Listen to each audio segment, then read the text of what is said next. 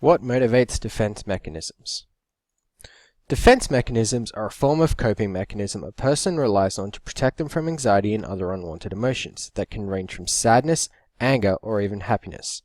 Defense mechanisms were originally theorized by Sigmund Freud, then studied by his daughter Anna Freud, and later by George Vaillant.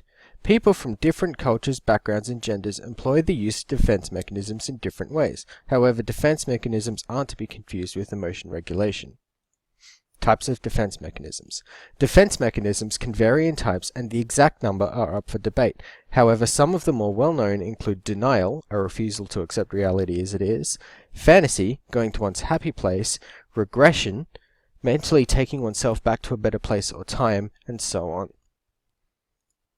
Sigmund Freud's structural model. To understand defense mechanisms properly, it's important to have a basic understanding of Freud's structural model. This is his theories into the id, ego, and superego. The id is the unorganized part of a person's psyche that controls basic human emotion and instinctual drives.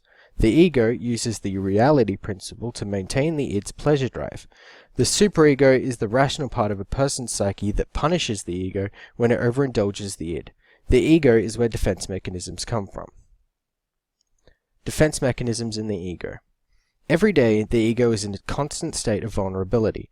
Defense mechanisms are its way of buffering itself from negative emotions that come from the id, neurotic anxiety, superego, moral anxiety, and environmental dangers, realistic anxiety. Without a certain amount of maturity, the ego's defense mechanisms can become overwhelmed, which can lead to psychopathology.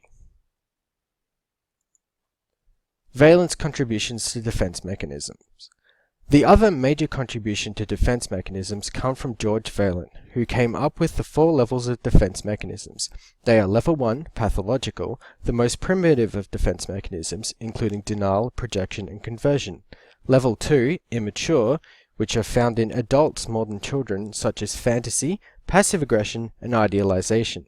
Level 3 is the neurotic level, the most common defense mechanisms which include displacement, isolation, and repression. Finally, Level 4, the mature level, the most healthy level, includes acceptance, humor, and mercy.